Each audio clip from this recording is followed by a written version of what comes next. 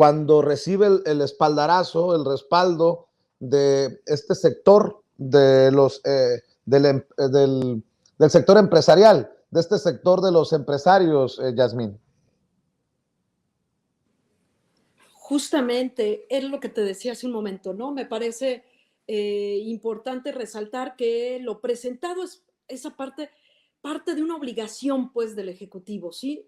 Por un lado. Por otro lado, es una postura, ¿no? Muestra la capacidad de negociación, de acuerdos que se tienen. Y resaltaría algo interesante. Desde hace años, este movimiento, el que ha encabezado, pues, ¿no?, esta transformación, ha insistido en el tema de la soberanía, ¿no? Venimos de la gran lucha de hablar y que el tema era la soberanía energética, eléctrica.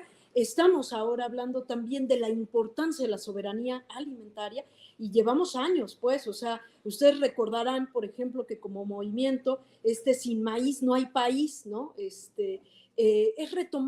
tomar en cuenta esto, es parte de nuestra historia. Y retomaría también una frase que la resaltamos mucho en este movimiento y que tiene que ver con haciendo cada quien lo que le corresponde, ¿no? O sea, es decir, esto es un gran acuerdo que nos suma a todas y a todos, que toda la responsabilidad no cae solamente en el gobierno, sino también en los productores y también en los empresarios. Haciendo cada quien lo que le corresponde, este país puede salir adelante, este país realmente se va a transformar. Es decir, esto será real y suficiente, ¿no? Este paquete va a poder sostener en la medida también en que los productores estén dispuestos, ¿no?, a responder a esta convocatoria que hace también el Ejecutivo, ¿no?, desde el gobierno.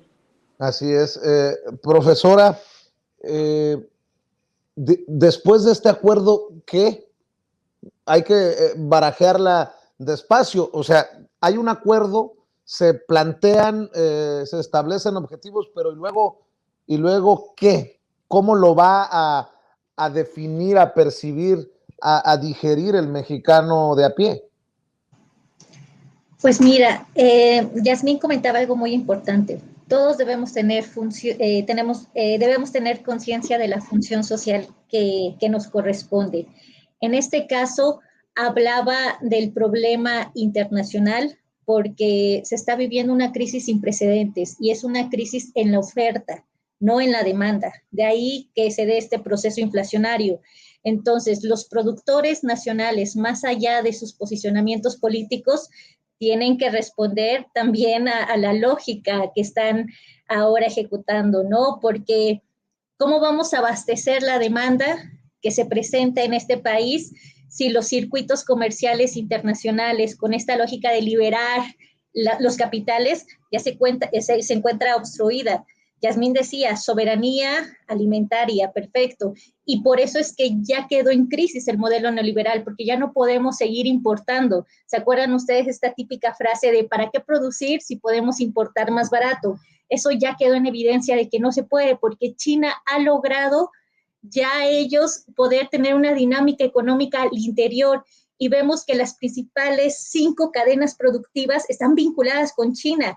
Entonces, lo que es el sector automotriz, lo que es el sector eléctrico, electrónico, lo que es aeronáutica, lo que es la farmacoquímica, están articuladas con China, igual que telecomunicaciones. Entonces, o empezamos nosotros en el occidente a tener soberanía o simplemente tendremos desabasto. Y ahí es donde los productores se tienen que poner muy listos y decir, hay que echar a andar este proceso productivo que obstruimos a raíz de la década de los 80, en el cual en el marco de una apertura económica se dejó de privilegiar la política industrial, la política agraria en este país. En este momento no tenemos soberanía alimentaria, estamos importando gran parte de nuestros alimentos, pero nuestro país es uno de los más ricos, estamos cerquita del Ecuador, tenemos todos los climas, o sea, podemos producir las frutas, podemos producir los cereales, de aquí surgió el maíz que estaba mencionando la compañera Yasmín. Entonces, no solo hay que pensar en las redes globales que ahorita están en crisis, sino en las redes locales. Aquí en México se ha impulsado proyectos de cooperativa, que es de consumo local, estas cadenas.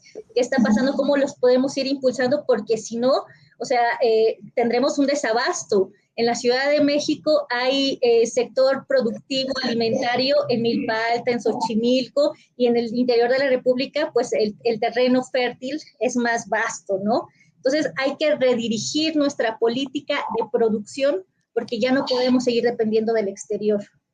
Oscar, ¿qué le faltó?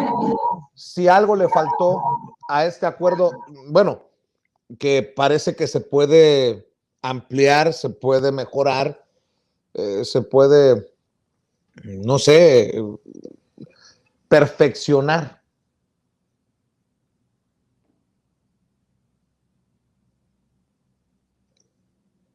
Doctor, Sí.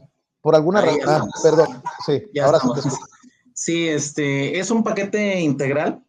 Yo creo que sí hay muchos elementos, es decir, lo que es nuevo aquí, pues obviamente que es que está pensando en toda la cuestión de la producción a baja escala y por supuesto, pues también con los sectores de gran escala para que puedan consolidar una canasta de consumo que digamos que esté blindada frente a todos estos movimientos de los precios internacionales.